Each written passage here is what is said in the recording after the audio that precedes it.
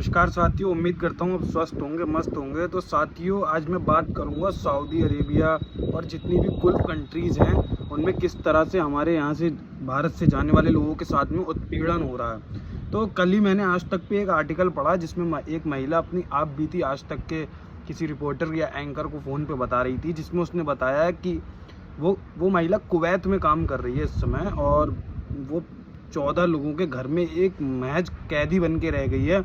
उसके कमरे में दरवाज़ा भी नहीं है। जब उन 14 लोगों में से किसी का भी मन आता है, धड़ाके से उसके कमरे में घुस के उसको बुला के ले जाता है, और उसकी सैलरी भी बहुत दिनों से नहीं दी है, उसकी तनख्वाह भी रोक के रखी हुई है। उसके साथ में उत्पीड़न भी करते हैं। अगर उससे कोई गलती हो जाती है तो उसके मुंह पे थूक दिया जाता है। ऐसा मैं नहीं कह रहा हूँ, ऐसा वो महिला ने खुद अपने मुंह से बताया है। तो मैंने एक रिपोर्ट भी पढ़ी जिसमें मिनिस्ट्री ऑफ एक्सटर्नल अफेयर्स के हिसाब से 2 साल के अंदर 30,000 से भी ज़्यादा इस तरीके की शिकायत दर्ज हुई हैं गल्फ़ कंट्रीज़ में काम करने वाले भारतीय लोगों की तरफ से, जिसमें उन्होंने बताया है कि उनके साथ में हैरेसमेंट होता है, उनको मारा पीटा जाता है, उनको कैदी बना के रख लिया गया है, उनकी सुनवाई नहीं हो रही है, और वो वापस भारत आना चाहते हैं लेकिन उनका पासपोर्ट वीज़ा भी उनसे छीन लिया गया है।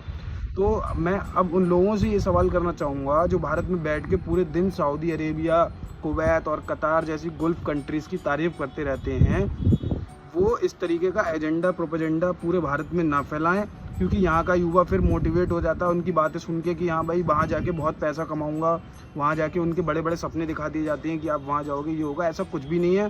ठीक है, आप जाएं, विदेशों में जाएं, अच्छा पैसा कमाएं, भारत का नाम करें, लेकिन इस चीज़ को भी ध्यान में रखें कि वहाँ की इस समय क्या स्थिति चल रही है। 2 साल में 30,000 से भी ज़्यादा शिकायतें दर्ज होना ये कोई छोटी मोटी संख्या नहीं है, और इस चीज़ को समझने की ज़रूरत है। भारत के भी गल्फ़ कंट्रीज़ से बहुत अच्छे टर्म्स इस समय चल रहे हैं। तो मैं ये नहीं कह रहा हूँ कि आप विदेश ना जाएं, पैसा ना कमाएं। मैं यहाँ पे रह रहे लोगों से उनसे अनुरोध करना चाहता हूँ जो यहाँ बैठ के झूठी गल्फ़ कंट्रीज़ की तारीफ करते रहते हैं, वो इस तरीके का प्रोपेगेंडा फैलाना इस देश में बंद करें, क्योंकि वहाँ जाके जब इंसान पीड़ित होता है, परेशान होता है, तो वो बहुत ज़्यादा मजबूर हो जाता है। उसके घर वाले, उसके साथी, कोई उसके साथ नहीं होता है। इतना मेरा मैसेज एक कन्वे करिए लोगों में कि यहाँ बैठ के झूठा प्रोपेगेंडा फैलाना बंद करें। धन्यवाद साथियों।